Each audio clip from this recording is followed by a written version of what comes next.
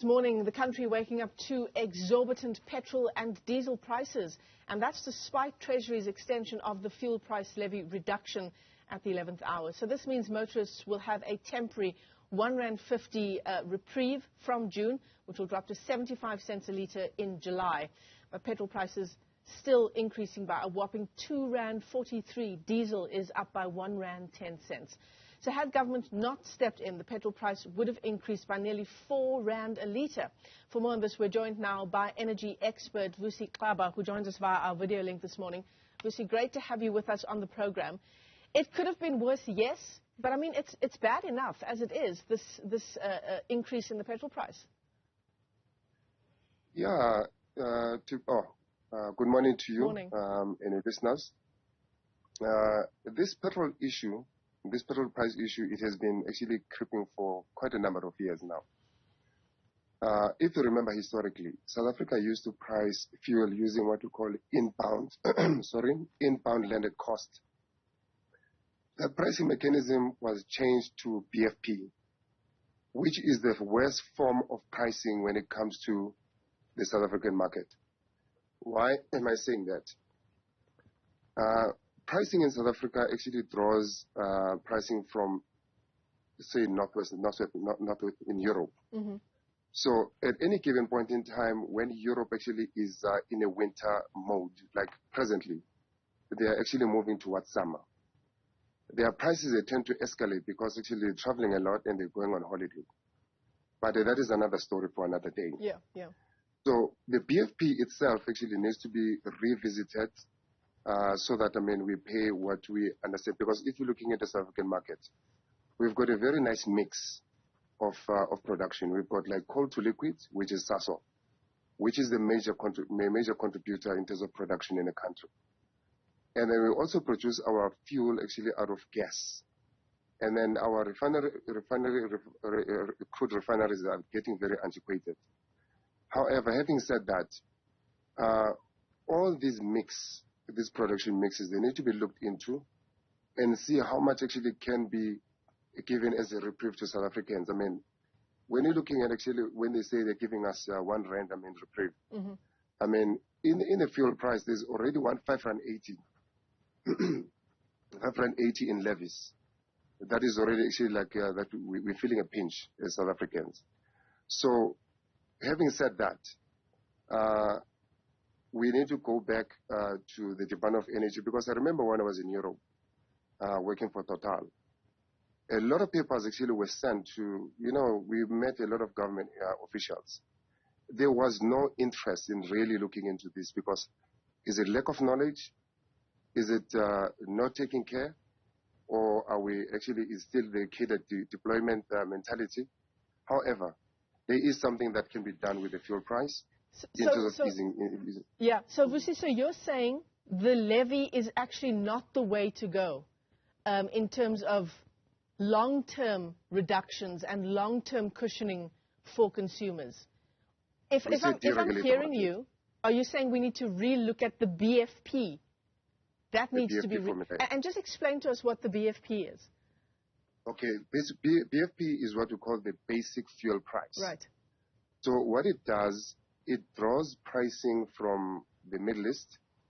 It draws pricing from the West. So they pull in 50-50 out of all these markets. So we're paying average of the two.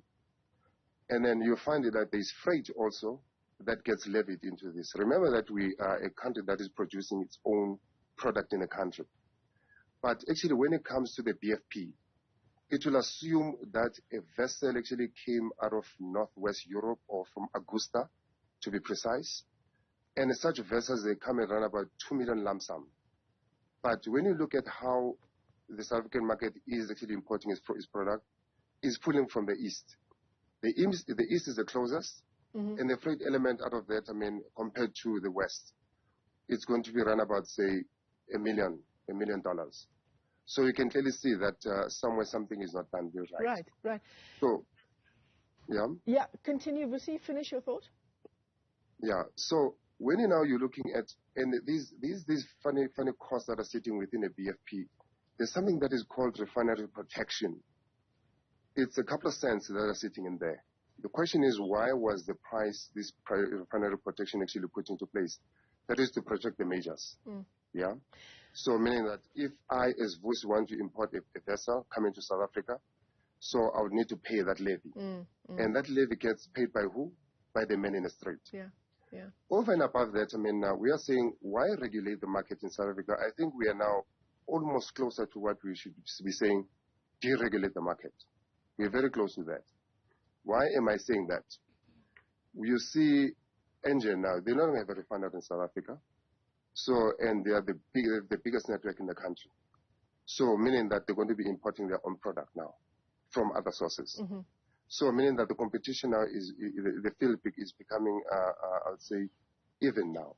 So, by deregulating, you are saying, if I go to Davidson and pay a petrol, I pay this much, I go to Durban, as you're seeing it, there's always like a difference.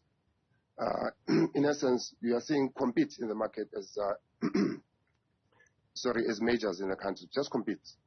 So by deregulating, meaning that whoever is stronger will actually bring in their product cheaper and sell it to us cheaper.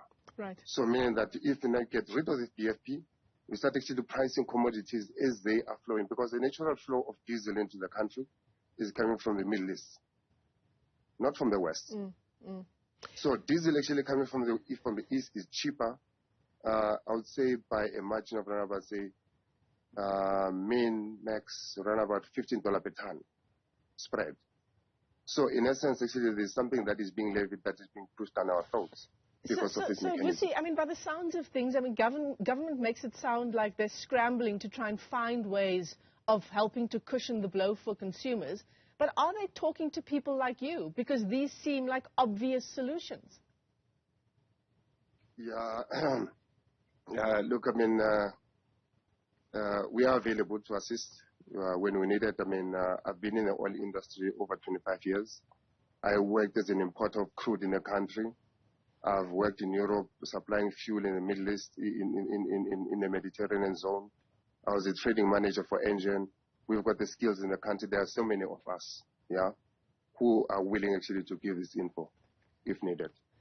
Vusi, let me thank you for your time this morning. Yeah, certainly it seems like there are other ways of mitigating the cost and making more of a dent in this blow to the pockets of consumers than this R1.50 that's being brought in by a reduction in the fuel levy. Vusi Xaba is an energy expert. Hopefully government is speaking to people like him insofar as finding lasting solutions to the crisis we're seeing in petrol prices.